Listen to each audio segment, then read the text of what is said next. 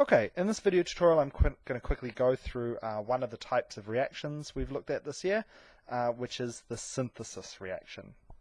So the definition, guys, a synthesis reaction is when two or more simple compounds combine to form a more complicated one. So often this has been like what we've looked at the junior levels in previous years, where basically one element combines with another one to make a compound. But it can actually also include if we've got two smaller compounds combining to make a larger, more complex compound. So it's not always just two elements combining. It can actually be two things that are compounds combining to make a more complex. So to synthesize something just means to make it. So this is when two things combine to make something larger or more complex. So a good example is when we burn magnesium. So you've probably all done this by now, I imagine, and so you've all seen it, but I'll show you a quick video clip anyway. So here we've got a Bunsen flame. So I'm holding a bit of magnesium here. If we put it in the Bunsen flame to heat it up, just to get it going, it'll start to react with the oxygen surrounding it. So magnesium is reacting with the oxygen, gives off a bright light and a lot of heat. Magnesium, for that reason, is used in fireworks and flares and things like that often.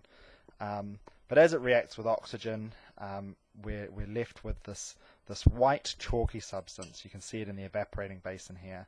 Just pick it up, put it under the light. There you go. You see that's magnesium oxide. The magnesium is combined with oxygen to make this white chalky powder called magnesium oxide.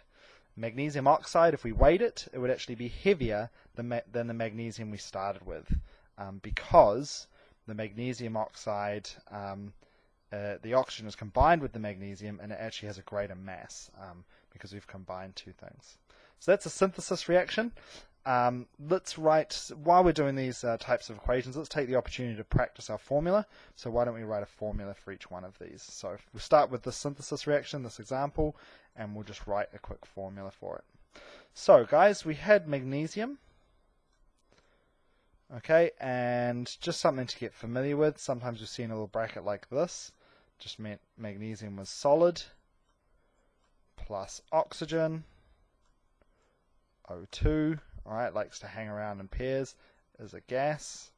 So if you see little things like that, that's all it means. Alright, and we made some magnesium oxide. And if you look at your ion table, you see magnesium makes a 2+ ion, oxygen a 2- ion, so that's how they combine to form MgO. So if we go through to try and balance this, well, before we do that, I'll just go back to my analogy, the ones I've used in class.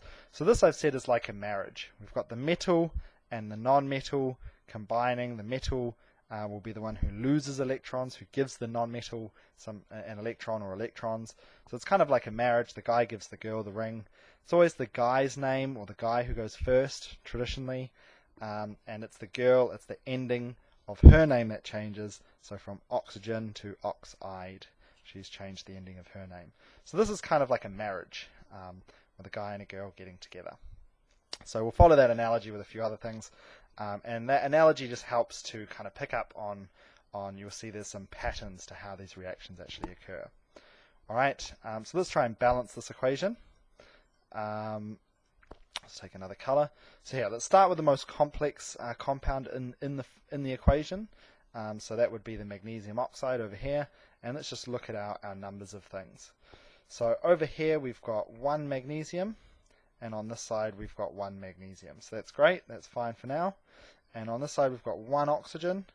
Oh, but we've got 2 oxygens over here. Now oxygen in nature, around us in the air, it hangs around in pairs as O2s. So we can't just put O there. We have to accept that it hangs around in pairs. So we need to double the number of oxygens on this side. So we put a big 2 in front, and that now gives us 2 oxygens.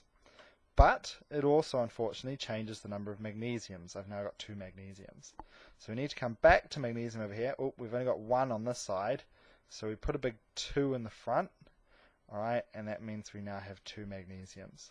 So let's check that it all balances. I've got 2 magnesiums here, 2 lots of magnesium. Over here I've got 1 pair of oxygen, 2 oxygens.